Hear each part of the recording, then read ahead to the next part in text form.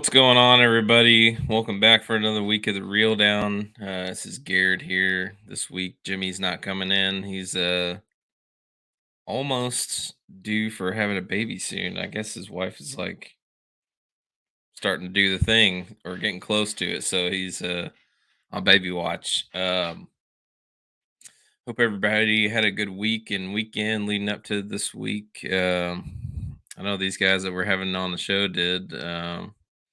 Got to spend the week. We're going to talk with a couple guys from the KBF down on Guntersville with the multi-platform tournaments they got going on down there with the 10 and the Trail Series and the Challenge Series and the championships that they had for that. So looking forward to talking with those guys. And tonight we'll go ahead and start with Wyatt.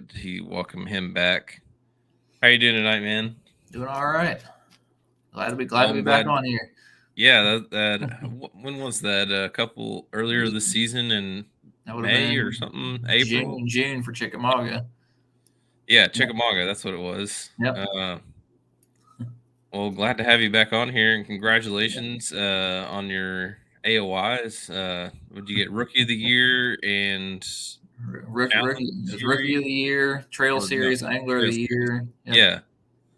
Yeah, that's pretty cool. As the first person to do Rookie of the Year and Angler of the Year for both in the same season, right? Yeah, I was stressing me out the whole time I was down there. Yeah, no doubt.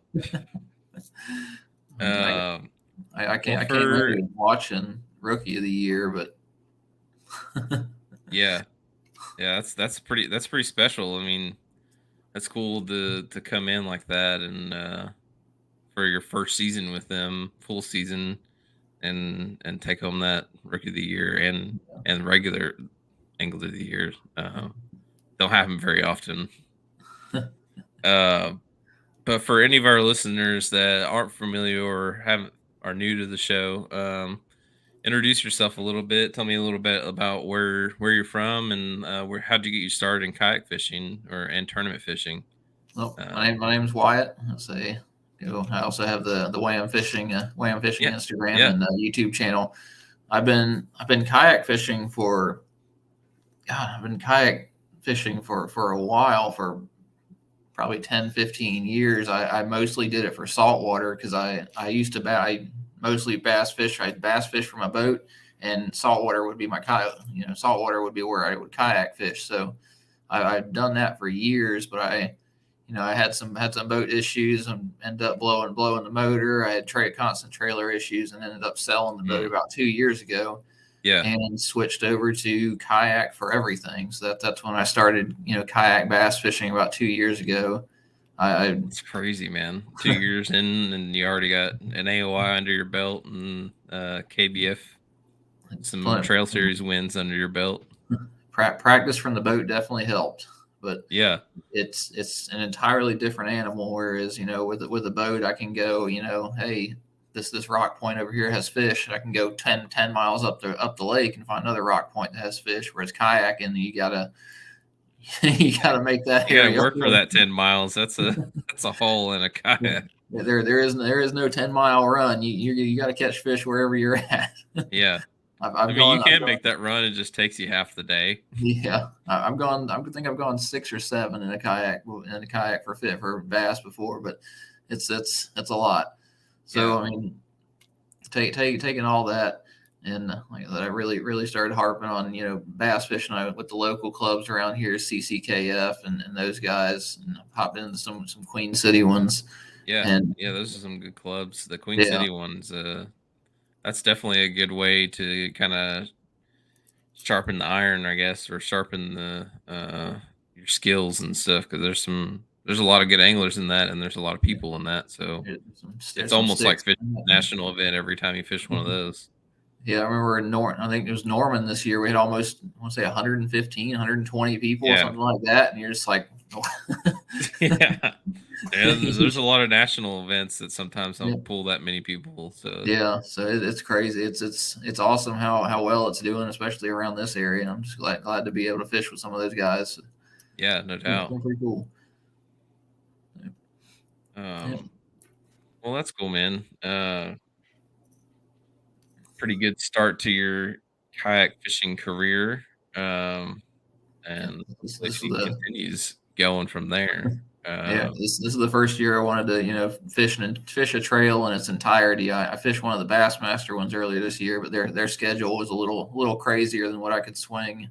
So Yeah. Potomac River, Chickamauga, Lake Murray, and or Guntersville is what I could swing of the KBF. Yeah, So those are all kinda closer to the Carolinas, like, within a yeah, radius. yeah, I think I'll No, Chickamauga was the farthest drive, 10 and a half, 11 hours out there. yeah. Guntersville's 10 hours. Potomac's about 5, 6 hours. And then Murray. I grew up in Columbia. I spent, 18 years of my life in Columbia. So that drive doesn't bother me at all. Yeah, that's not bad. Yep. Uh, man. So you didn't get to go to, like, any of the ones towards, like, Texas and, towards the No, Midwest more? Those I are a I little bit want to more of a make the haul. Possum Kingdom one. Yeah. For there's Possum. I want to say it's KBF. I think it's KBF. That's Possum Kingdom on the schedule next year. And Uh, I I remember think Bassmaster's got it KBF on their schedule. Bass is on there. Yeah. I, I I keep meaning to go through and write down all the schedules and see which ones I think I might be able to make next year. I haven't Yeah, haven't you're gonna gone have to through make, written them like, all down, but a spreadsheet or something and yeah, make I sure there's no remember overlaps. I remember talking like I think for over 3 days the top five guys averaged 20 inches a day. Like it was insanity out there. I think it was like for 2 days, it was 210 inches that won it, um, and like 204 inches or something like that got second, and it was like, Absurd. That's stupid." Those numbers are ridiculous, and I think all the way down to, like, 10th or something, I wanna say, had, like, 195 inches or better, somewhere in that range. God, It's like, I'd be upset if I had 195 inches and I was 10th. Um Well, we'll go ahead and bring on Garrett here. Um, he's our other guest for tonight. Garrett, how you doing? Good. Awesome. You make it back okay from Guntersville. Yeah, I mean, one blowout is not too bad, I guess. Yeah. Hey, it happens. You said you had one on the way up there too? Yeah, it seems to be a problem that I have with this camper. I've had several over the life of this thing in the last 4 years, so we're about to get some extra heavy tires and Yeah, just some extra fix all that. heavy duty tires or something. Yeah, Those yeah. I thought pothole city safe time was pretty good, tires. but we're about to go up. Yeah. Well, I think we were talking. This is your first time on our show, so introduce yourself a little bit for our listeners and tell me a little bit about where you got your start with kayak fishing and then tournament fishing. Yeah, so I'm from Mobile, Alabama. So most of my friends down here do saltwater fishing, but I grew up watching the top 150s on TV on Saturdays and stuff, and that was kind of Yeah. like my dream. And when I was like 16, I called Bassmasters and was like, "Hey, look, do we have any clubs down here?" And they hooked me up with a local club, and I fished as a co-angler with them for probably several years. And Okay. I mean, doing the buddy stuff with the non-boater thing, had a couple guys that taught me a ton, and ended up getting a boat fishing till I was early 20s, and then me and my wife, when we had our first kid, I had a business and it was just getting too expensive, so I sold the boat and probably didn't fish for about 10 years. Wow. And then once the kids got a little bit older, business was a little better. Picked up a saltwater boat because I could do it with the family, and did that for a few years. And then finally it was like I had this big offshore boat, and I like to go on the weekdays. Nobody could go, so I was like, you know what, I'm gonna sell this thing and buy a kayak. And I did that like 3 years ago, and we took a little family vacation to Lake Eufaula, and somehow while I was there, found out that they were having a kayak Bassmaster tournament on Eufaula. Okay. It's like 3 years ago. It's the one that 3 or Russ 4 years Snyder ago. won. Yeah. Yeah. But that was like my first kayak tournament, and came in fourth, and I was hooked after that. Yeah. Yeah, no doubt. Yeah. Yeah, that was You came I in fished fourth in that one. that in that Bassmaster. What's that? You came in fourth on that Bassmaster event, Yeah, and that yeah. was your first tournament. I should have. Yeah, I was like Wow. half an inch away from getting a blue trophy. Wow. And probably should have got a blue trophy, but I had a buddy that was fishing with me, and this was before you weren't supposed to help people out and all that good stuff. But Yeah. I'd gotten on a really good shad spawn first thing that morning and had my limit. Well, actually, I had 4 fish, and I had 4 fish for pretty much all day. And about an hour and a half left, I was like, you know what? The only thing I know to do is pick up a little finesse worm and go out to a ledge and, see what I can find. And I just pulled up a map and was like, well, here's a ledge. And I just went out there and ended up catching like a little 13-inch fish and was like, okay, I got a limit. And honestly, it didn't even cross my mind that I was going to do like really good in the tournament. I mean, I knew I was doing okay, but it wasn't like I need to keep fishing hard because I knew my buddy only had 4 fish. And I was like, I need to go get him. I know he can catch a fish out here. So I went and got him. He's a saltwater guy. He doesn't even ever bass fish. Brought him out there and we fished for about 30 minutes. He ends up catching like a 14 and a half. And I was like, well, you're welcome. Yeah, there you go. Well, I needed that one. Yeah. But yeah, I mean, it's been a fun road with the kayak stuff. The first year I fished, I found the KBF online series. Okay. And ended up, somehow I ended up winning the whole angler of the year the first year I did it. Dang, we got some hammers here, the angler of the year guys. Yeah, this is my second time winning it in the last 3 years. Dude, that's awesome. Insane. Yeah, I'm pretty excited. Cool. That's cool to hear that you guys are like pretty new to the sport and its I guess age range, I guess. Right. But both of you have found success early in your kayak fishing tenure, I guess. Right. Yeah. Yeah. That's really cool. Just want to turn the new pressure to kayak fishing, not new to fishing, makes a big difference. Yeah. Yeah, for sure. I mean, shoot, how long have I been doing this? Tournament fishing at least for like 6 or 7 years. Right. I haven't come anywhere close to anything like that. So yeah, that's pretty cool. I mean, you guys are I'd say my first probably 2 years tournament fishing with the local club out of the boat. It probably took me at least a year before I finally caught my first limit. I mean, it was just like, I had no idea what I was doing. I could catch them in ponds, but then you go out to the river, it's not the same thing. Yeah. People think it's easy, and then you get out there, you're like, dang on. Yeah, for sure. Your goal is like one fish, and then eventually you're like, all right, I just want to catch a limit. And then a couple years later, you're like, okay, now I want to win one. Yeah. But it's definitely, it's process, and it's a lot of learning. Yeah. Especially switching over to like the kayak side, but I think when you're talking about having that experience as a co-angler, a lot of the people that I talk to that are co-anglers or get their start there, they kind of feel like it's a similar, I guess, fishing out of the back of a boat is kind of similar to fishing out of a kayak, or there's a lot of overlap, I guess. Right. Where you're trying to fish behind people or having to pick things apart more so than the guy that's in the front of the boat that can just like blow through everything. Yeah. You gotta break down the water a little bit more. Yeah. It's definitely something you got to learn to do on a kayak. I mean, you don't just run the lake. No. I mean, you can, with the motors we've got now, unless we're fishing a Hobie event, we can still cover a decent amount of water. But I mean, yeah. And it depends on the lake. I mean, if you're more than 5 or 6 miles in a day, and you're just wasting a lot of time, traveling. Yeah. I do that a lot. I waste a lot of time. Oh, I do too. Yeah. If they're not biting and I got something way over here, I'm like, it's a good time for a lunch break. So, I'm gonna make this hour 30 minutes to get my head right and get something to eat, and just off I go. I can't remember what tournament it was a while back, but I had like a movie downloaded on my phone so that I could watch it on my commute to my spot. Yeah. On the Murray tournament in the spring, I had I want to say it was like 50-minute run from the launch to my first spot. I absolutely had a movie going the whole time. Yeah. That's a long way.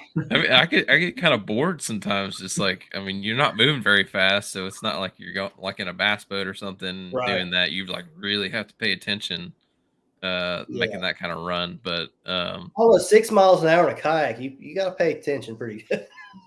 yeah, you still gotta pay attention. But if you're like in the middle of the lake and it's like, Oh, I know you're just in la la land. It's like, yeah, you're just like, in 30 slowly. minutes, I'll be way over there. Yeah, you're just slowly getting closer and closer. So you're just Yeah. Oh, if I didn't drop a mark on my graph and could at least see that it was going down, it'd be like, this is killing me. Yeah. So I'm just doing the math the whole time. I'm like, all right, I'm going this fast. It's going to take me this long. Yeah. I was about to pull it up, and I'm like, about 4,000 feet away. It's going to take me about 7 minutes to get there. And you got it down to the feet. Like I'm moving some feet per second. Ain't got nothing else to do. Right. There'll be math in your head. Yeah. Well, so I have brought you guys on to kind of talk about this Guntersville event. I mean, to some degree, I'm more curious about your Angler of the Year seasons, because I think we've talked about Guntersville a lot this year. It feels like there's been, I don't know, like 5 or 6 big tournaments out on Guntersville this season. Yeah, there's been quite a few. So, but I still want to hear about Bassmaster one in the spring. Don't worry about that one. Yeah, that one was rough. That was probably one of my toughest tournaments all year. Yeah, I didn't fish that one. I didn't fish any Bassmasters this year. Hopefully next year I'll be able to fish several of them. Yeah, they've had a pretty good schedule out for next season. I'm pretty excited about. I don't know. Oh yeah, it looks good. Yeah. Yeah. I mean, it's pretty close to the same as this past season, but with the exception with like different timings. I think he's got the timing dialed in a little better this time. Yeah. Murray's going to be over 100 inches a day. I can really? tell you that. And Murray's going to be stupid that time of year. Yeah. That was probably the one I think that I was going to be able to work in my schedule the easiest. It was too warm this year, and all those fish went to the bank and they were spawning. But next year, if it's a little bit colder, like they say it's going to be, and those fish are backed off a little bit, it's you're going to see them knock their lights out. Dang. I mean, there were guys. I get down there and make that happen. Yeah, there were guys up the river in dirty water. They were putting up 23, 24-inch fish like it's nothing. They just couldn't put. This fish went to the bank. They couldn't put more than 1 or 2 of them up. But this year, if it's colder, it's going to be a madhouse up there. Like way further into like the pre-spawn stuff patterns. Yeah, if it was 2 to 3 weeks earlier into the pre-spawn, could get nasty. Really show out for everybody. I've got my buddy who fishes boat tournaments up there. I think he fished, the CBC tournaments up there. Carolina Bass Challenge. Yeah, he did back like 3 weekends in a row, putting up 39 pounds. Holy crap! Yeah, that's like some Texas or Florida numbers there. Yeah, like Lake Murray in the springtime is insane. Huh. I'm about to make it up there. Yeah, I was saying if you're going out there practicing, you're catching 3-pounders, you need to keep it moving. Do something else. you might think you're doing great. Keep moving. Right. You need those 5s. You need those big ones. So for the KBF event, on Guntersville, did you guys get to pre-fish or anything for that, or so Garrett, you said you're from Mobile, so you got some experience on Guntersville? No, not really. I fished a tournament there the year before last, and that was the only time I'd ever been on it. So I went up there, and I went up in August because I was like, I had no experience hardly on Guntersville, and I didn't do that great the last time. I mean, I did okay, but it wasn't like fantastic. So I went, and I think it was August. We went up there, and me and a buddy, I was going up to Tennessee to go fish with Ethan Jett for Okay. a Percy Priest tournament they had for Yeah. the FTN. And we didn't really want to fish Percy Priest an extra couple days for pre-fishing. Yeah, I don't blame So you. we're like, we'll just hit Guntersville Yeah. on the way up because we both have tournaments there coming up. Yeah. And we actually found this spot that I fished while we were there. And he was able to capitalize on it a couple times over the next few weeks. And Yeah, so is that the spot that led to him getting second in the native event and first at that Tennessee Bass Nation state championship event? It's possible that it was very close to that spot. Yeah. Wow. Yeah. Wow. So that paid off for.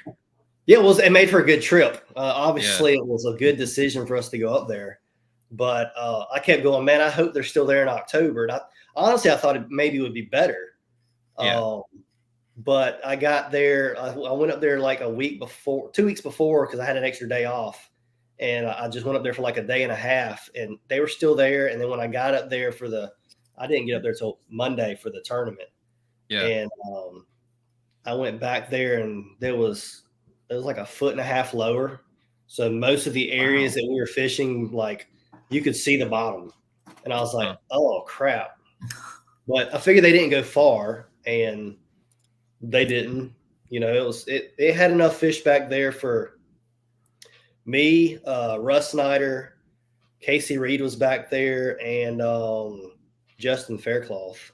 Wow. And he absolutely train wrecked them on the big bass day when we were all going over to Yeah. Yeah. Dude, that's awesome. And all of those guys did well at this event. Yeah, I mean, everybody did pretty decent back there. I mean, there was a lot of fish caught. Huh. Dang. Yeah, I'm gonna have to do some more research on Guntersville and start picking your spot apart. Yeah, No, yeah. just kidding.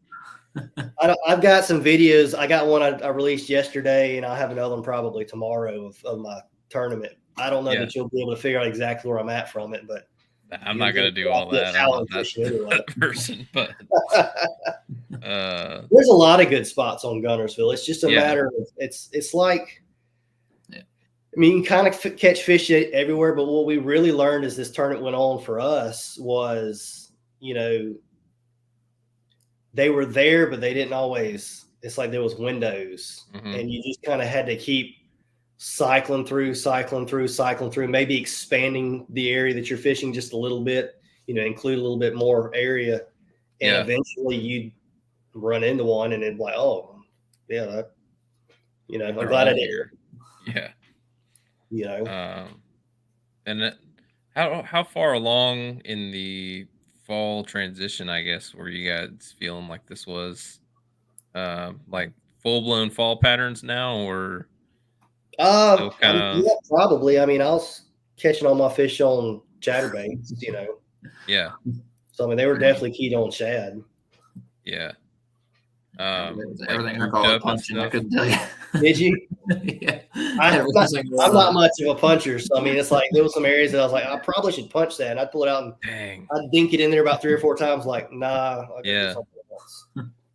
Why? So you said you caught your fish punching?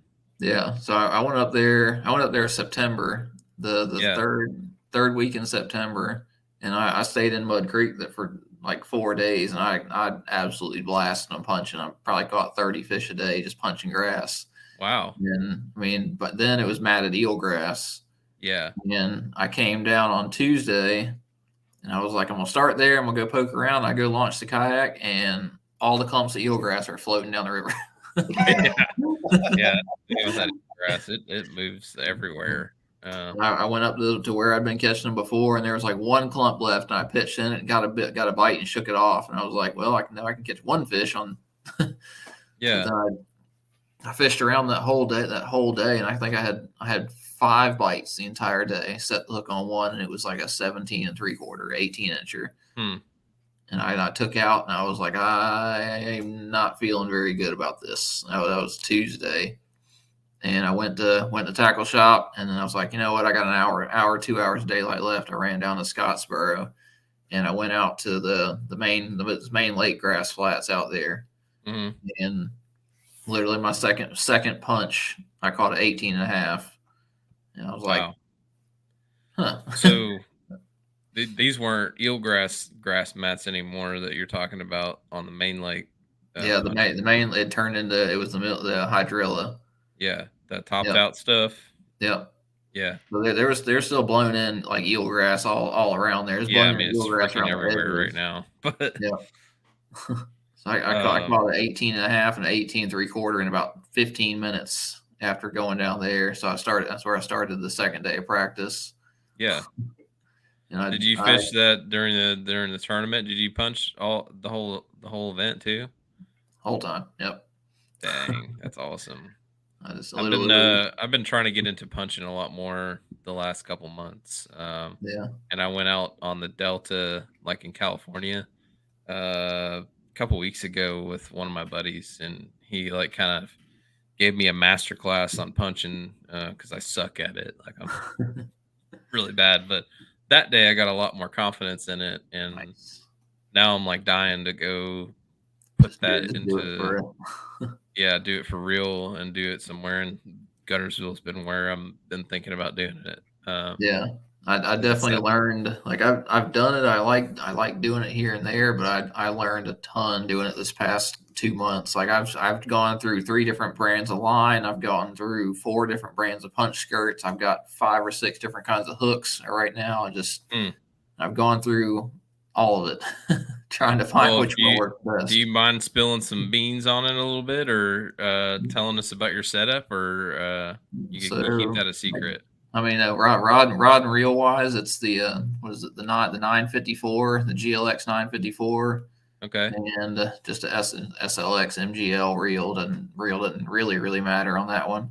Yeah. And when I was As settled long as on, it's got the drag, I guess, to not slip literally and just stuff. lock it down Yeah. as tight as you can go and roll Yeah. with it. And Yeah. I've finally settled on the Power Pro V2 and 50 Okay. pound, because I started with Suffix Advance. It was good. Color wore down pretty quick and got frayed up pretty quick. Then I went to the Sunline VX2, and the punch skirts were actually fraying the line. I actually broke fish really? off on the first day because the aluminum punch skirt sliding up and down the line was fraying the line. I ripped everything off, put Power Pro on for the second day. Didn't lose a fish. Nothing like that. And it was just out there. It was 50 pound Power Pro. I was running a 2 ounce punch weight. Took the punch skirt off so I wouldn't have any issues with that. And then a 6/0 flipping hook, one of those the 6 cents flipping hooks. Okay. Yeah, the 6 cents ones are coming on a lot lately. A lot of people are starting to talk about those. It scared me because a lot of the reviews say that they're dull and the points are dull, but they're not. They're not laser sharp like like Trocars and stuff are. The problem I was having with Trocars is they're sharp. You catch 1 or 2 fish and then the points roll over. Whereas the 6 cents one, it's a little bit. It's thicker on the end. That's what I think that's what everybody was throwing a fit about. It's a little bit thicker on the end, but I think I used the same hook for two. Even if you're jacking on a 50 pound braid, I mean, it doesn't matter how sharp it is. Yeah, unless you're like the type of person that like I know there's some guys that kind of just like reel set into a fish instead of like really giving them the hammer, giving them the business or whatever. That's for wacky rigs. Yeah, I hear people saying that for punching too, because they're using like such a giant rod and heavy line that they just kind of like reel into them. Yeah, but I tried to give it to them for half a second, but you get the adrenaline, you just crack them.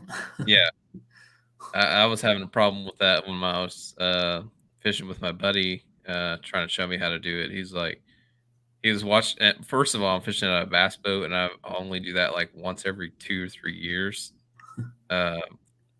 So I'm like halfway setting the hook because I'm timid about like sending a 2 ounce weight flying at somebody next to me. And he's all like, "No, dude, you got to give him the business." Just give him. He kept saying, giving him the bad news.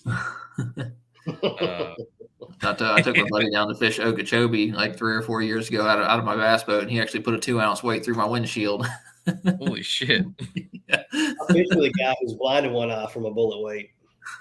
No way. Yeah, his partner, I think, was, I don't know if he set the hook and it hit him or he was hung up and pulling on it, but Yeah. it was I think it was like he was fishing with his brother-in-law and popped him in the eye and he was blind in one eye. Holy crap! That's kind of stuff I'm like, man, that's what makes me timid about really setting the hook in on those. But you got to risk it for the biscuit, I guess. Yep. Yeah. I'm not so much worried about setting the hook, but when you get hung and you bow up and you start pulling on something, I'm over there like, pulling like this. Yeah. Because I'm like, I've done heard what this will do. I'm not going to be one of those people. Yeah. You'd be like Riser got his 2 front teeth knocked out a couple of years ago. I don't know if you guys ever saw that. No, I didn't see it. I think he told me about it, but I hadn't. Yeah, he got I think it was only like a 3/4 ounce tungsten or 1/2 ounce or something like that. And he got it hung in something and it came flying back at him and smacked him like right on the top of his mouth. And like broke his 2 front teeth off. And forever he had like no front teeth right there, and he was rocking it. Was that a tournament? Do you keep fishing that day? I think it was some kind of a river event or something like that. But I remember like soon after that he had a really good finish at a Hobie event, and he's standing there with his check, with his front teeth missing. It's like, yeah, that's awesome, man. I'm sure he didn't think it was awesome, but he was rocking it. So that sounds like 2 little bit different approaches to this event. Throwing moving baits versus punching.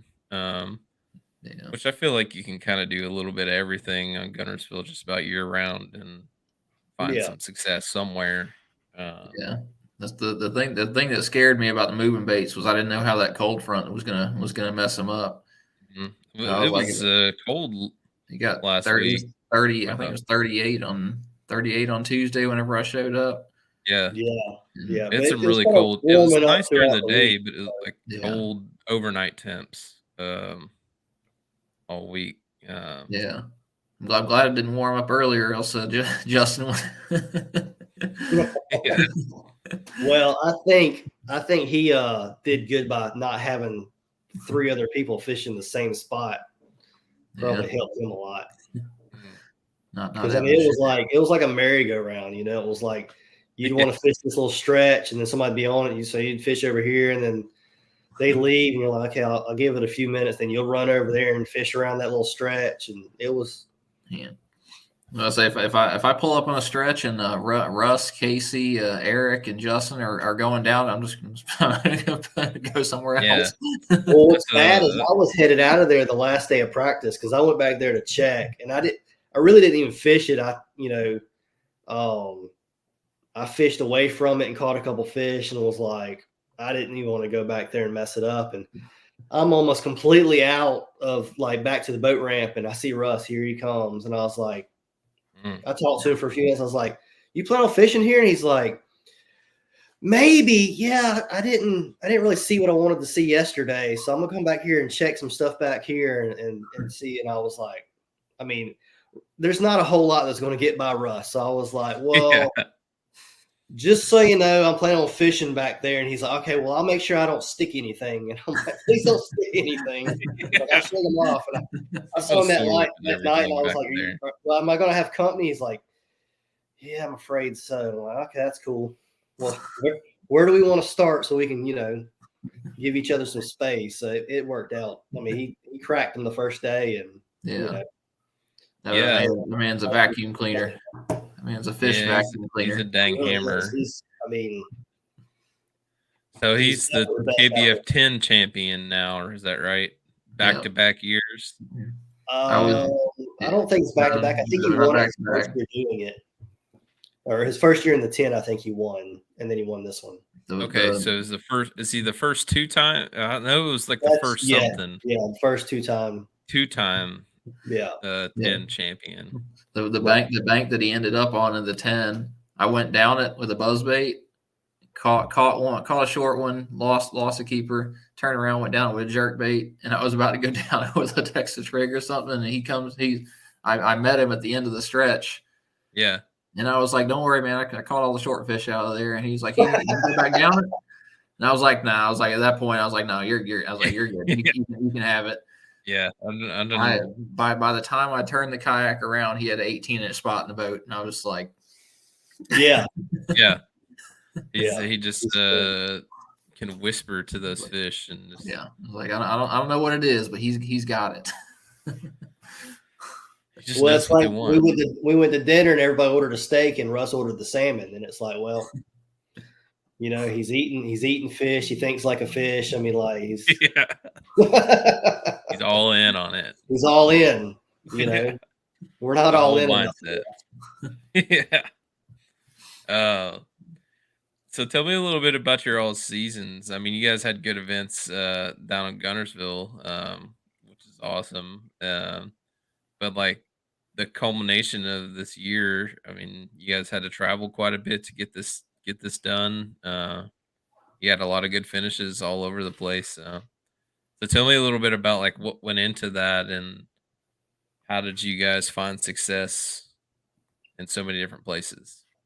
There's a lot of practice and kind of leaning into my strengths a little bit because so Murray was kind of like Murray was throwing a wacky rig on docks and bed fishing. They're not too much of that, but like the Potomac was the right one's faces, and you're good there. I did break off a 6 like at the boat, jump completely out of the water. That will be etched in my brain forever that day. But I mean, Potomac was like I knew it was grass. I knew the Potomac. You know, you think Potomac, you think grass, and I was like, I hate grass. I don't want to fish submerged grass. I don't mind the tide as much. So I was like, I pulled up there, threw a swim jig for a little bit, and caught a couple. How do you feel about grass after Guntersville? That's like pretty much all it is. Topped out grass, yes. Submerged grass. No, submerged grass like a needle in a haystack. Yeah. So, yeah, especially on Guntersville when it's 12 miles of submerged grass. Like I go to the Potomac, and then it's like, all right, this is my spot. Yeah. It was like I saw all the grass flats and I fished the grass and I caught some short fish, and then I saw a lay down during practice and I was like, let me throw some of that lay down. I pitched a Texas rig into it and caught like an 18 out of it. And then, 50 feet next to it, there's another lay down. I throw the square bill across it and catch a 16-inch. I'm like, I can ignore the grass. So this was on the Potomac? Is that what yeah. Okay. So I think I had fourth. I think I had fourth and the 16th. My buddy ended up going down the stretch right in front of me the second day. So, but I mean, that hurts a little bit. It was literally just cranking lay down. So I tried to kind of do stuff that I do around here. I've got some rivers and stuff like that around here. It's a lot of cranking lay downs and there's current in the rivers, and it kind of goes similarly with the tide. So I mean, the fish set up the same way. They set up in the same places and use the lay downs the exact same as they do in the river. So I can fish that and kind of fish my strengths and things, and it's power fishing. And then Chickamauga is again power fishing in my depth finder. I absolutely love my Humminbird. I can pick out anything and everything on that, and I've been running that thing for a while and going out side scan and stuff on that, or I've got Mega Live. I've yet to actually master it. I've used it like 5 times. I will absolutely wear some crappie out with it. I can absolutely plaster the crappie with the Mega Live, but I bass still learning it. Yeah, it's gonna have to be something for me this winter. kind of in the But same boat. I've been messing with it for a couple years now, and I still haven't figured that dang thing out. Uh, it's the way people act nowadays. It's like you're gonna get left behind if you don't figure that out. But yeah, maybe not in a kayak. I feel like you still got a fighting chance in kayaks. Oh because yeah, yeah. And in kayak fishing, I mean, Russ is not running forward No, facing. no. So I that think tells he's you right got a there. setup for it He on does. another boat, Yeah. not on his attack, but yeah, uh, it's like I think I was telling you the last time about Chickamauga is I'm running side scan, so I'm looking straight. I'm looking straight 90 degrees, and that's where I fish. I fish out I fish out that side of the boat. yeah. So I see something on side scan, I just cast to it and reel. So I was What actually you're in an old town, is that right? The yeah, autopilot, is the that big water. the big water? Yeah, Okay. Where is the only pedal drive out transducer? there. Yeah. Where's the transducer mount on that? Is So it like up it's towards the front or yeah, it's right in front of the pedal drive system. okay. But yeah, so pedal drive, and then the transducer sits about a foot in front of it. Yeah. So So, it's sitting in front of me, looking out 90 degrees, and I can sit there, especially with the crankbait and stuff, and I can see it. I can see a fish on side scan, and I just know to throw yeah. directly outside of the boat. So yeah, I fished out of a Hobie and the transducer's like On your in seat. your butt. Yeah. Right up under you. You're passing it by the time you Yeah. see So it's something. kind of hard to do that. And you're fishing. If you're trying to do that, you got to fish like over your shoulder, kind of Yeah, back behind you. yeah, you'd have to use it to like turn a little bit every time. Yeah. Yeah. Or just mark. You have to basically just mark it and go back and fish it, like do a loop around and fish it Yeah. again. I would say if I'm fishing an area or something like that, I'll drop a waypoint. I'll just kind of keep the nose into it. But if I'm chasing the school, like I'm fishing tomorrow, I'm probably gonna go chase around some schools on Sharon Harris. I'm gonna sit that's there awesome. and literally look at them 90 degrees. You can see them on the side scan. I'll just sit there and just cast to them. Just don't So need that's like Mega your Live. version of Mega Live almost. Yeah, I mean I'm sitting there looking at them in real time. If there's a school of fish swimming across a flat or something like that, they're gonna pop out. So yeah, that's awesome. And so that was Chickamauga, and then after that you had there was another one before this Guntersville one. Is that right? yeah, I didn't fish the was it Mississippi River? No, they had one on It was a river one, wasn't it? I think the last KBF was on the Delta. The Delta. Yeah. Okay. Well, I don't. Yeah, you probably weren't making that drive. I fished Yes, Murray, Potomac, Chickamauga, and then this one. Okay. Yeah, I only fished the Kissimmee tournament and then Chick. So I only fished the two. I kind of forgot about that. That like their season, basically the bulk of their season ended like in May, right? Like it was basically Yes, fairly Yeah. early. Yeah. So it's kind of crazy that now we're talking about AOY 5 months later, or something like that. But I wish we had some more summer tournaments. Some more summer tournaments offshore. We'll see what their schedule brings next year. Have they announced their schedule yet? Yeah, I think it's on the it's on Fishing Chaos. Okay, yeah. I know. I had it looking at it because I saw Murray's on there. Yeah, I think he's doing Murray, then Guntersville, and then I think he's doing Chick again in June, if I'm not mistaken. Let's see. So we got Murray, Guntersville, Santee, Chickamauga, and then Guntersville again. Okay. Looks like they're all close. Yeah. Oh, jeez. They're saying Santee's going to be yours, Garrett. Going to be right up your alley with the trees and everything. Yeah. I fished Santee this year. I cashed a check on it in the Hobie Series. Yeah. Nice. Yeah. Okay. They got. Yeah, there's There's only 4 of them next year. Going for more of the Chickamauga. quality versus quantity approach, I guess, maybe. Yeah, I think he's trying to dial it in and not extend himself quite as far as it has in the past. I think he was trying to make happy. Last year, he had a ton of events trying to, make everybody over here happy and over here, and it just the numbers didn't. Yeah, when was that? Like the year before, like 2022, I think. It is like all over the place. Yep. It seemed like there was one every couple weeks or something like that. I mean, every single one of those is going to be good. Depending on the moon phase, Santee will be crazy. Guntersville, I haven't fished it in April, so that one's going to be the weird one.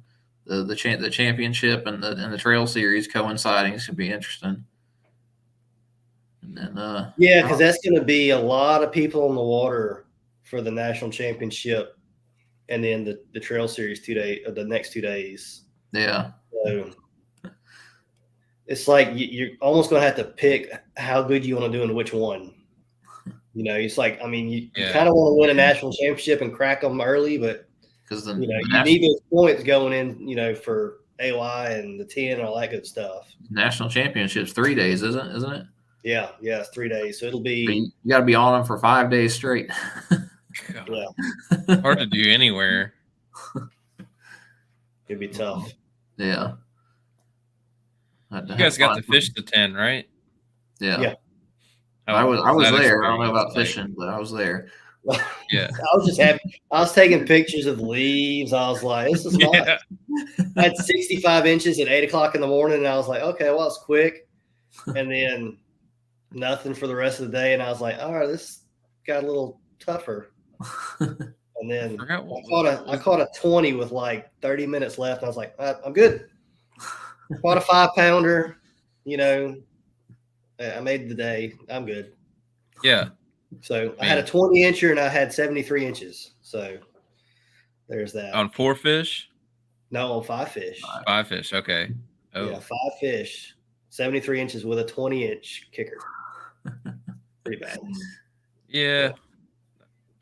Your average was that one fish saved your average. Little fish were, yeah, they were everywhere. I didn't figure out what everybody else did in that first hour. And by then, a lot of people had already done their damage and it was too late. I was catching on a shaky head left and right, but they were all like 11 inches, 12 inches, 13.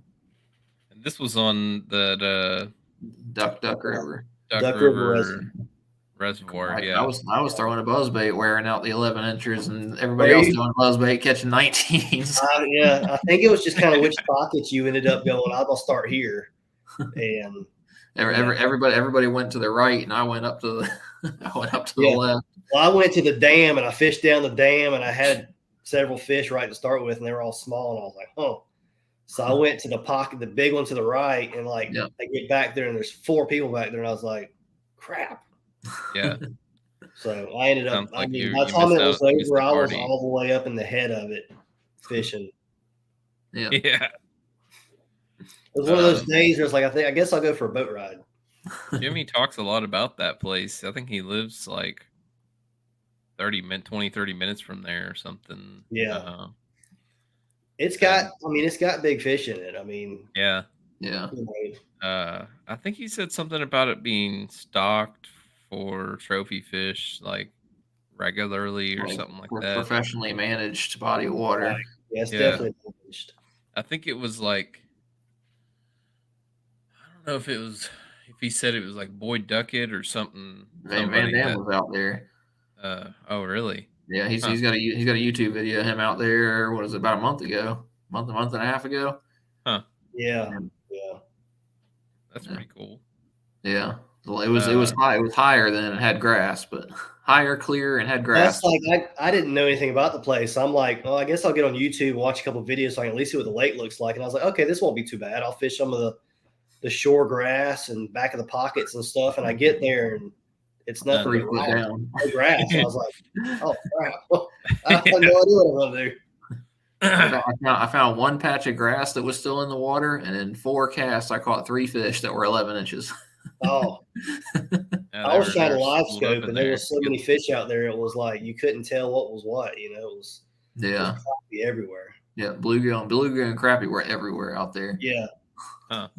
And I'd heard there wasn't very much structure because like that was Everywhere. supposedly the whole reason they did the mossback system out there was to add structure. And I get out there with my live scope, and the first pocket I pull in, there's like standing timber and some trees and stuff. And I was like, oh man, this is gonna be great. Yeah. Like I found a brush pile. And then come to find out, like there's All lake stuff brush everywhere. I was like, it's not what I thought it was. I found a map where they had marked every single brush pile they put out there, and I went through and scanned. I was like, hey, there should be a brush pile right here. And I'm like, hey, there's a brush pile. There's another one. And there's another one. And there's another one. It's like 7 Wait, of them. that's not on the map. Like, which one do you like? How do you find the brush pile? Right. You just got to go through 100 of them before you find. Yeah, and they were just being weird. I mean, you could see them on active target, and you throw a worm or whatever over there, and the worm would go down, and the fish would swim down there and look at it, and then he'd swim away. It was just one of those aggravating days. I wonder if they get a lot of pressure there. There's a lot of John boats out there, but There was a lot of John boats. I saw one guy who was actually dialed in. He was catching fish out there in the John boat. He was actually dialed into the contours and stuff like that because Russ and I were both sitting there talking about him. And this one guy caught like 4 or 5 fish offshore, and he was out in the middle. He was way out there. That guy throwing that A-rig up the lake. Yeah. I saw him out there. He was like in a canoe or something. Yeah. Huh. Yeah. What's that like? Somebody throwing an A-rig in Alabama. Yeah, imagine that.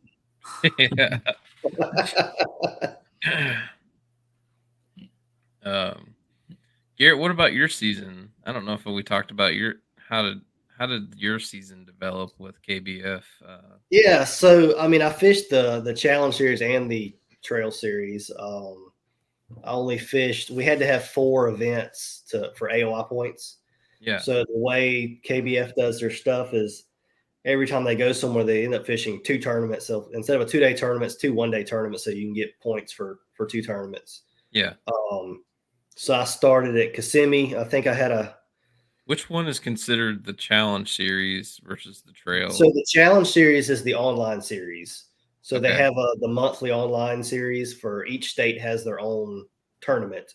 Yeah. You're only fishing against people in your state, which is not terribly hard to come out of that with good points because there's, I don't know how many states actually have a series, but the first place in each state's going to get first place points. Yeah. And say there's 12 tournaments throughout the year. There's a lot of people that have the opportunity to come into the championship with really good points. I think I had 2 first place and 2 second places coming in, and there was probably 15 or 16 guys that had 4 first place going into the championship. So I went into it knowing it's like I have to win, most likely to really make it. Like my goal was make it back into the 10. Yeah, and like I'm probably going to just have to go in there and win the tournament to really get back in. And even then, if somebody would have been in with a perfect score to come in second, they'd have still beat me out in AOI just because the way the points worked out. But yeah, it all comes down to the championship really, which is good because that's the only time everybody's fishing against each other. Yeah, it's, on that one body of water. That makes sense. Yeah, it's pretty cool that it all comes down to that too, like that you're fishing regionally, like right in your state all year, and then you guys all have to compete against each other and somewhere else. Yeah, and I got to travel a little bit to find somewhere. There's a lot of guys up in North Alabama that's got some good lakes to fish, and yeah, I'm in Mobile. It's all brackish water for the most part, and the fish are small they just don't get real big down here. It's a river system, and it's not one of those river systems that's like Crow's Lunkers. We get a hurricane every so often, it just wipes them all out. That But sucks. so yeah, I got about a 2-hour drive to find the closest place that I can actually compete. And then I also fished a couple of other states while I was I fished Tennessee while I was at Chick. Yeah. And basically just my practice and the tournament. I'd entered in. That was the only time I fished that challenge series, and I think I came in second on that one. Pretty solid for just a couple days up there. Yeah. Well, I mean, I can't just fish all the time. So usually my monthlies end up being like 3 days or 4 days that I just try to focus on getting out there and fishing. That's not like looking at moon phases and being like, nah, this day's gonna suck. I better not go this day. I'll go this other day, Yeah, really pick the prime days. You gotta pick your days. I mean, like I own a business and a family, and we're real active in church. So I mean, I got a lot going on. So I have to get fishing kind of to fit in the right spot. Yeah. I'm not gonna try to throw shade at some guys around here, but there's some people in these monthlies up this way will fish daily on the same places that are like trophy lakes pretty much. Oh yeah, like Duck River or Katona. Yeah. And eventually they're going to run across the right one, but they absolutely spend almost every single day out there doing it most of the time it's like they're going after work and going to do it or a couple hours in the afternoon. I stopped fishing some of the monthlies around here because it was like 118 inches every single month. Well, I mean, in some of those places, I used to fish an online series that it was like the whole nation basically, and they broke it down to where depending on where you live, the mock one. No, it was a different one. I'm not gonna name names. They're a good group. I just don't like the way the thing's set up. But so you basically get points deducted or points added based on what state you lived in because of the fishing or big. To try to like handicap it kind of. Yeah, to make it fair. And it makes sense when you only have so many people and you have to do the whole thing. Yeah. The problem is pretty much every state has at least one or two of those lakes that state managed. Yeah. And they're freaking trophy lakes. I mean, there's one in Virginia that's like stupid, you know, and they're one of the places that gets bonus points. And I'm like, I can't beat him on a regular day, let alone when you take points away from me and add them to him. So Western Branch, right? I don't know what lake it was, but I was like, eventually get tired of donating your money. It's like, I just can't. Yeah. I can't. And a lot of the times it's like the same guys over and over. Well, yeah. I mean, you find your spot that you fish, and I mean, but to be fair, I mean, like with the state challenge, I mean, everybody's got on the same playing field. They can go find the same spot. They can all do it. You just got to do your research and figure out which lakes are worth spending your time on. There's a couple of like state clubs out here that run monthlies that have basically banned those lakes. Certain lakes. Yeah, those pay lakes and stuff like that. The managed lakes, because I don't know, their guys in their club were getting mad about people taking their money every time. Right. So I had a place there for a while that was it was one of the state lakes, and they didn't have anybody that checked people coming in and out, and it had gotten really good. It was only going to get better.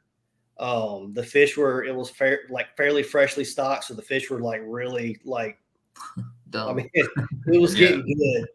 And daggum redneck locals kept going in there and taking out all the big fish for their ponds.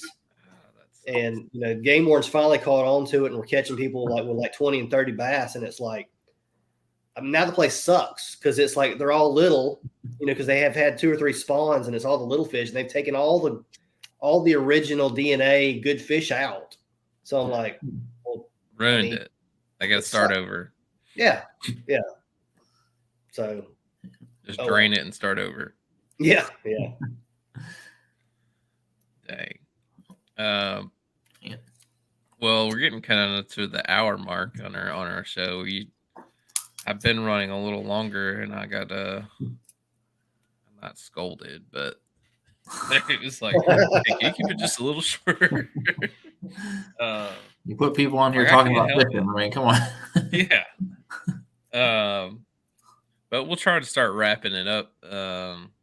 But before that, I want to give you guys a chance to kind of shout out any sponsors, or I know Wyatt, you said it had a YouTube video and all that. Yeah. Plug all your sponsors here if you got them, and thank anybody you want to thank for your season and for your events. So I just posted my day before practice day, 2 days before practice video, my Tuesday, Wednesday practice video. I posted that about 2 hours ago. Yeah. So see. Is this all punch-in footage? Yep. Yeah, I'm it's gonna go all watch gonna it. be punching footage. Yeah. I had some video from September where I was skipping a frog up underneath the dock and catching them. It's just you skipping on there and you shoot. Yeah. But left all that out. It's all punching. You can see exactly where I am. And said I gotta thank Old Town. I said, well, I'm the only schmuck out there in the 10 still pedaling. So Yeah. You didn't have a motor? no. Oh man. No wonder you say it takes so long to get somewhere. I'll outrun them at the All beginning. right. I can run with everybody at the beginning, but my batteries drain a little bit quicker. Yeah. Yeah. I can run 5.5, 6 miles an hour in that thing, but You're gonna have to get you the EPDL at some point. yeah, I'll probably be back and forth in the I'll probably grab the 120 autopilot next year and go back and forth. Practice I'll probably use the pedal drive. Tournament day I'll use the use the Minn Kota. Yeah, no doubt. Yeah. I feel like that helps a lot, especially like I've been talking with some people about this. Like for offshore fishing, having the spot lock and stuff. That didn't bother me as much as the Murray tournament where we were sight fishing. And I'm trying to, I gotta sit down, pedal a little bit, stand up, look around, sit down, pedal a little bit, just kind of bump forward. And Casey goes by me, you just stand up the whole time. I guess when I'm sight fishing, I usually have like a paddle board, like a sup board paddle. And like I stand and just paddle with that thing. But it would be a lot easier. I got the foot steering on mine, so I just stand up and drive on my shins. Yeah, that's the way to do it. Yeah. But you got any other shout outs you want to give here? It's Old Town Hummingbird family for supporting me through all of it. My mom for letting me crash at the house for a week, putting up with me for a week at the house for Murray. Yeah. And she's gonna see me again at the spring. Is actually getting all my stuff ready for Murray already. Changing out that? Yeah. It was too fast. Up there again. Murray Guntersville, all of it, getting that ready. Nice. Start throwing all this stuff tomorrow out there just to make sure I got it all fine tuned for the next couple months. Yeah. That's awesome. Garrett, how about yourself, man? Yeah. So, I mean, my main sponsor right now is Dakota Lithium. Stormy, shout out to Stormy. He really takes care of us with lodging and, batteries, the running motors and graphs and live scope and stuff. It's pretty huge supporter. It's kind of ridiculous what my battery box looks like, but it's the way I like to do it. Well, if you're running like motors and graphs. Oh yeah. I've got the Newport motor, the 36 volts. So I've got a 36 volt, 60 amp hour battery that I have in my crate. So it's there's a lot of power floating around in my head. The 300, the NK 300. Yeah. How do you like that motor? I like it. Yeah. I've got the 180, and I've kind of debated jumping up to that one. I've got both. I ran the 180 for a year, and I really wanted the bigger one just because the speed. Yeah. Do you get first thing in the morning or whatever? You want to get somewhere quick. If you're trying to race to a spot or something like that. Yeah. But what's like when I first put the Newport, the 300 on, when you hit the throttle with the NK 180, it's it goes, but it's not like real fast. Well, that big prop that's on the 300 as soon as you hit it the first time, I was like, "Whoa, shoot!" You know, and I had my boat Like kind of throw you turned a back little in your bit and it seat. like jerked me sideways, and I was like, "Son, that thing's got some torque." But Wow. I mean, fishing speed's like 4% as opposed to 12 to 15% on the 180. So I mean, it's a considerable difference. Yeah. And with that 60 amp hour battery I've got, I was towing Ethan back to the boat ramp the other day after, let's see, I think his motor died about 15 miles. And I towed him back the last 3 miles back. And I mean, I was towing him back running 5 miles an hour. Good Lord. You know, and I still had plenty of juice when I got back. So I mean, it's pretty cool. You know, how many like miles would you say range wise you get at like let's say like 60, 70%? Didn't Glenn say he was getting around 60? I don't know. I would say with my battery, I could probably go in about 4.5 miles an hour. I could probably run. I probably could get about 30 miles. I mean, I go a lot further than I want to. Yeah. You know, I mean, obviously, if you're going full speed, the difference between 5 miles an hour and 6 miles an hour is like twice the battery consumption. I mean, it's crazy that last little bit, but that's because at that point you're just plowing water. So I mean, the boats just aren't. I forgot what it's called. It's like the there's a fancy name for it. Like max velocity, but there's a fancier name. I don't know what it is. Yeah. Have to ask the only other way to break it is to plane your boat, basically. Right. Yeah. I'm sure Ramel knows the fancy name, but I don't know what it is. Yeah. But and then I got dugout bait and tackle. They just brought me on last week the day before the tournament. I was getting ready to say, I think I saw a post about that like a couple days ago or something. Yeah. So that's something I've been wanting to accomplish for a while, because they've got some really good people on their team, and it's like I really would like to get on the dugout team. That'd be pretty cool. So they seem to be pretty good people to their team. Like they steer their team pretty well.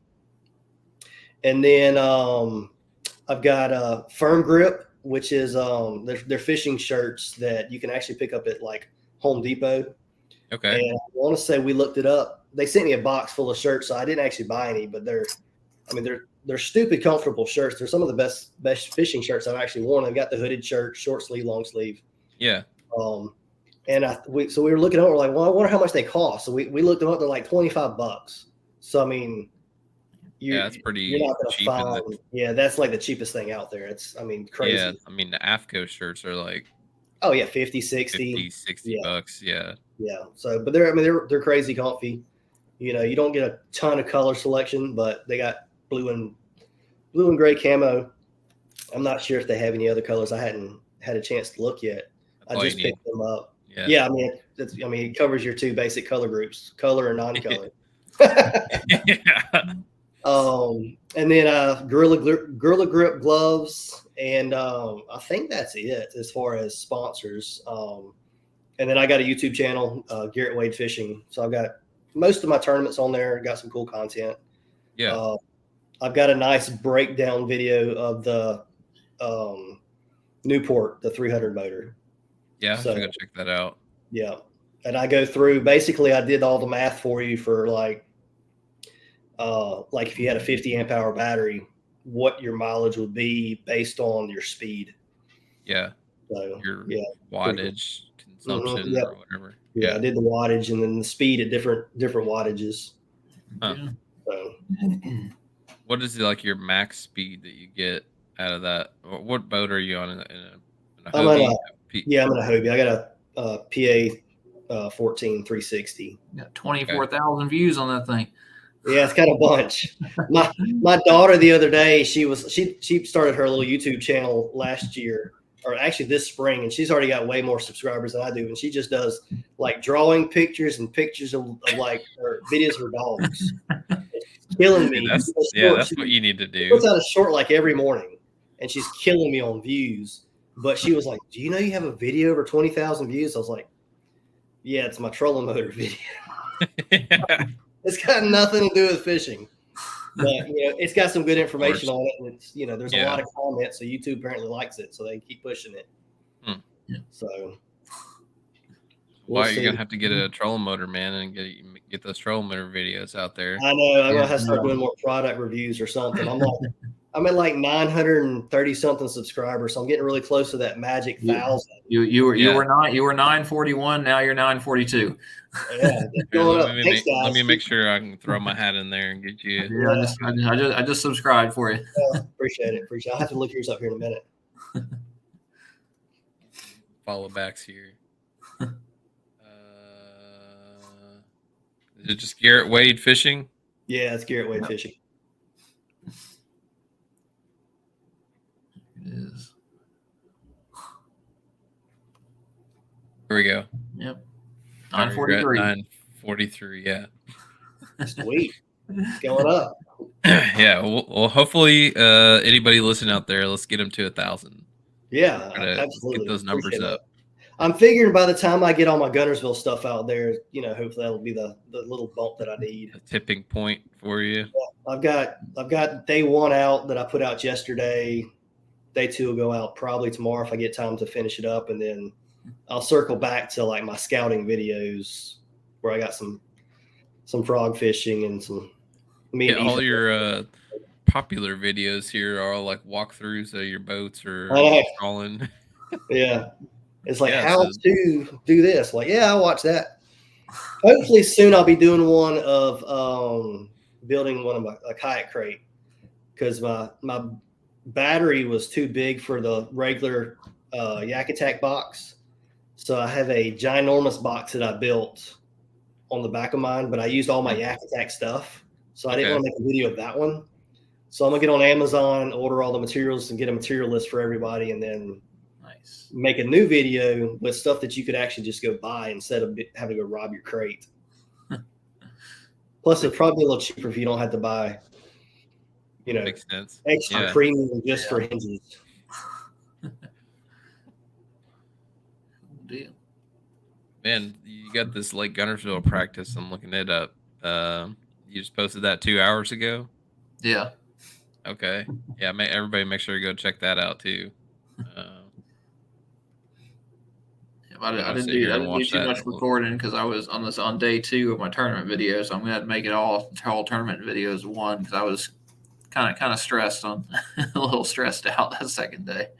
Hey, recording is hard. There's I have so many days where I don't end up recording just because either the day doesn't go great to start with, or batteries die, or your cords decide it doesn't want to work, and you're like, it starts raining and it fries it, and you're like, oh, this is just. That's what happened to get chicken getting wet. I had the cameras overheat, and fight that all day. Well, I don't use a battery in my back camera. I leave the battery out of it, and I hardwire it into a Dakota Lithium power box. Nice. And then my front camera, I only turn on when I catch a fish and I want to talk to it. So one battery will last. Do you have one kind of below you, facing towards you? Yeah, I got it sitting in the front, right behind my graph. So just the camera sticking over my graph, so I don't whack it every time I try to make a cast, because all my casts are sidearm, low stuff. Kind of have to do that in a kayak. Yeah, I'm always hitting something. With those rods back there, there's not a whole lot of. Unless you got them.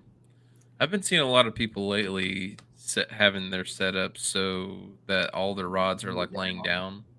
Yeah. I'd lose one. I'd lose one and never even know it. I can't get back to the boat ramp with half as many rods. Yeah. You get a full one out there, just pump over. I like when I'm fishing, at least throughout the day, I've got half of the rods I bring with me end up in front of me, laying 6 or 7 deep almost. I'm having to shuffle through them every time. I only ever bring 4, so I got them all sticking out the back. Yeah, wow, that's efficient. I think I bring 12 every time I go. Yeah, I think I was at 6 until a couple weeks ago. You want to blow your mind? Hold on. He's got one rod that does everything. Yeah. Well, back in the day, that used to be a 6.6 medium heavy, and now everybody's like, "Who throws a 6.6?" That's the tackle box for Guntersville. That's it. That's what was in the boat. That's really all you needed. Plastics. Huh. If I need more than this, I don't need to be out there. Yeah, I mean that's mostly true. I need to get my box back together. I usually have got like a one of those Plano boxes that you can, the edge boxes where you can make the parts and pieces whatever sizes you want. Yeah. And I've usually got one rigged up like that with just like that's all you need for the day kind of box. I have ADD, so if I have too much stuff in it, I'm gonna throw all of it. I take like everything I own, and then I end up throwing one rod all day. Yeah, maybe I need to go back to doing that because I do end up throwing every single rod and every bait that I've got. Basically, if I bring it, I'm gonna throw it. Yeah. I mean, I might throw them all, but it might be like 3 times. I'm like, nah, I'm going back to. Yeah. I'm going back to this, and I'm just gonna fish thoroughly, and eventually one's gonna eat it. Eventually, they will bite. Well, it's gonna work.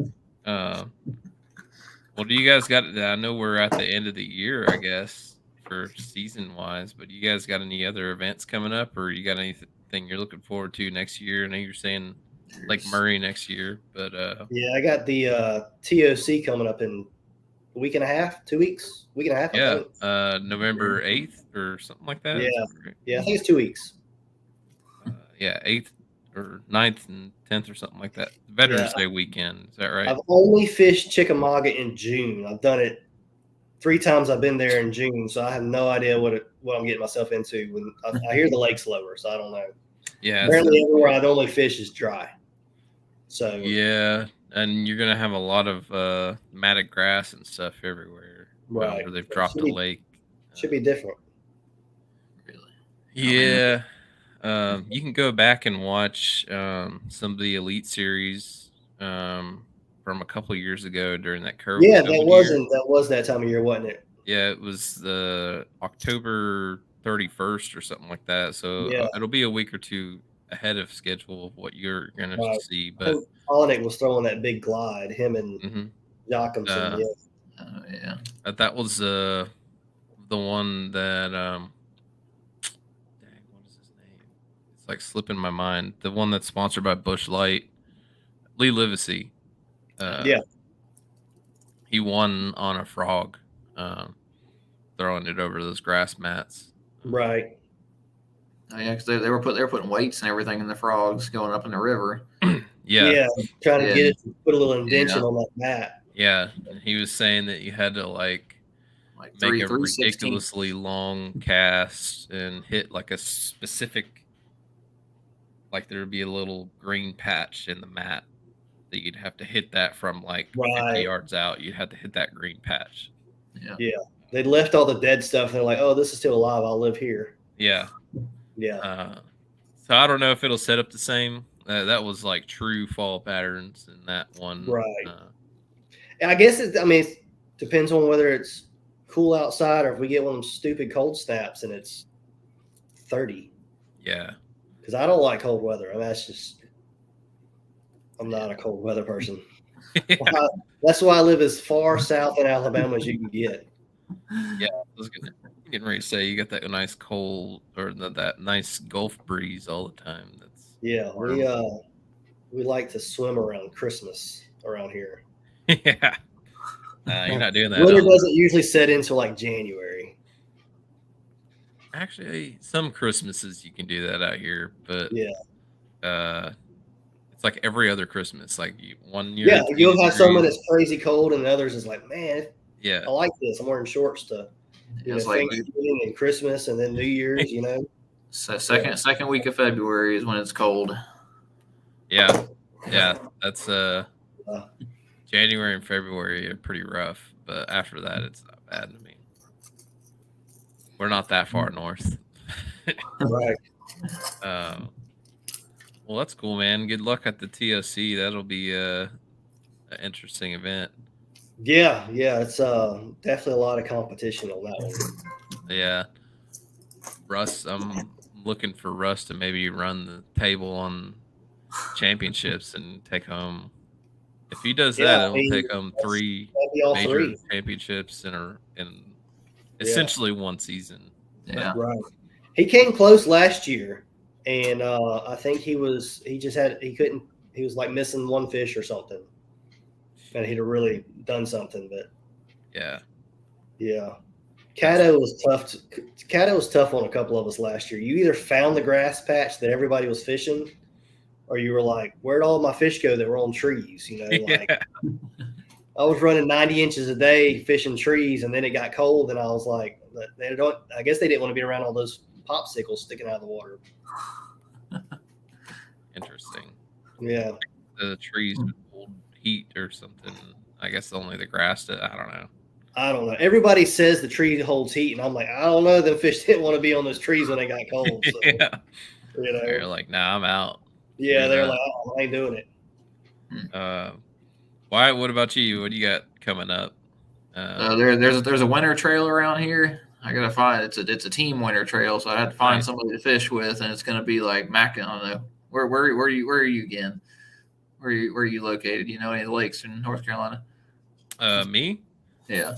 I'm in like just west of Nashville, Okay. in Tennessee. Yeah. I don't know that I've ever fished anything in North Carolina. But I've got there's a a couple cousin lakes that lives there. out there, Yeah. that fishes in the Coastal Carolina Club. Do you know Drew Blair? I know the name. I actually started the bass fishing in Coastal Carolina. Actually, right. Oh yeah, repping the what's that? Chanticleers. Yeah, Yep. Because that's awesome. that was where I started fishing with the FLW college fishing whenever they started that whole thing back in 2000. God, that was 2009, and I won the Guntersville tournament in 2011, and that put money in the club for a couple of years. I won 10 grand for the club. And that, Wow. Yeah, dude, that's awesome.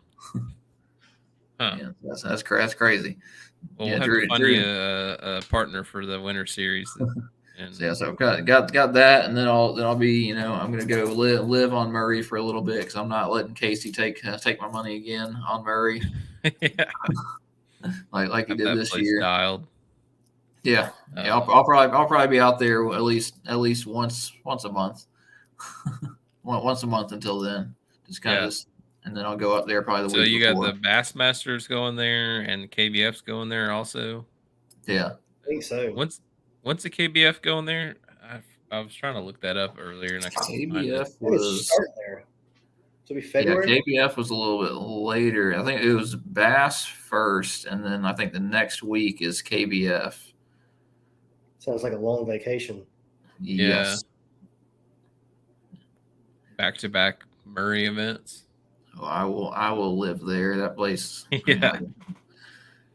Where we 3? Yeah, March 2nd. So the week before is the Murray tournament. March 2nd. Okay, yeah. So I think the Bassmaster was the 23rd and 24th or something like that. Yep. So I want to go just get the season started off right and go out there and get it rolling for next year. Can't win Rookie of the Year again, but yeah, give it a shot. I missed that last year because I couldn't figure out how to catch a limit on day 2 at Kentucky Lake. Catching fish on Kentucky Lake in general can just be rough. Yeah. I've never made it that one. It was challenging in October on Kentucky Lake. You didn't go way up in the rivers like everybody else? No, I didn't know about all that. Yeah. Well, there's a reason they were doing that. Oh yeah. I was. I mean, I don't. It's hard to figure out where to put in and take out on those things. And I'm not a river guy, so yeah. I just went up there and hoped for the best. Yeah. Well, that'll be a good start to your season or to your season at Murray. That'd be fun. Hopefully, I'm looking to try to make it to Murray, the one in February at least. I don't know if I can do the one in March. Yeah, just have to let me know. I got somewhere to crash. Yeah, that'd be awesome. That'd definitely make it easier. Yeah, wife won't have to get on me about Yep. paying for an Airbnb again. Yeah, save that money. Yeah. Well, listen, I appreciate you guys coming on and talking with me tonight. It's been good getting to know you guys, and Wyatt having you back on our show. Hey, man, hope to be on here a couple more times. Yeah. Yeah. Hopefully soon. And for Garrett, at least fishing the TOC, hopefully. Yeah, that'd be nice if I have a good showing. Yeah. Yeah, man. I'm sure you'll get something figured out there. Chickamauga can be tough sometimes, but do some research. You figure it out. Jordan Marshall was telling me, he's like, if I think he made the statement, he said if someone would guarantee him 80 inches a day, he would just not fish. And I'm like, yeah. That's rough.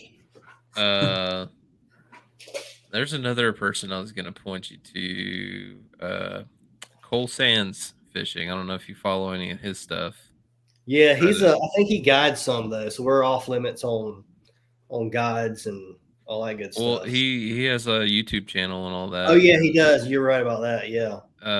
And he also will do like breakdowns and stuff. Right. Through his guide page on Facebook, where he just he basically just spills the beans on everything about chick at least. Yeah, I'd recommend going and take a look at that. Yeah. Maybe not make that like your whole game plan, but at least you have to work that information with your own figuring it out. Yeah. So hopefully that helps you out. Well, with that, I'm gonna run out of here. I think I just heard the baby crying a second ago, so I might have to go help out with that. But yeah, I appreciate you guys coming on, and good luck to the rest of your season, and congratulations again on the Angler Year finishes and all the KBF events. Yeah, appreciate it. Well, with that, I don't have the Jimmy didn't send me the rundown. Usually we do a little rundown of other tournaments that happened, but he didn't send it to me, so guess you're not getting that this week. Sorry, guys. So maybe we'll have that back next week. But next week, I think we're gonna probably try to cover. There's the No Limits event on Lake Fork. Yep. Yeah. So hopefully that's a pretty good one. I think they're probably gonna smash them. I've heard that Fork is making a pretty strong comeback the last year or so after they raise the water back up. So yeah, we'll see how that turns out. Anyways, we'll look forward to running another show next week. With that, we're out.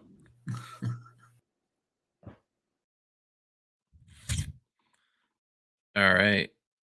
Good talking with those guys. I appreciate having them on. Like I was saying, come back next week. We'll have probably try to cover the Lake Fork event, and maybe Jimmy will be back, but maybe Jimmy will have a new baby next week. So we'll see. But tune in next time.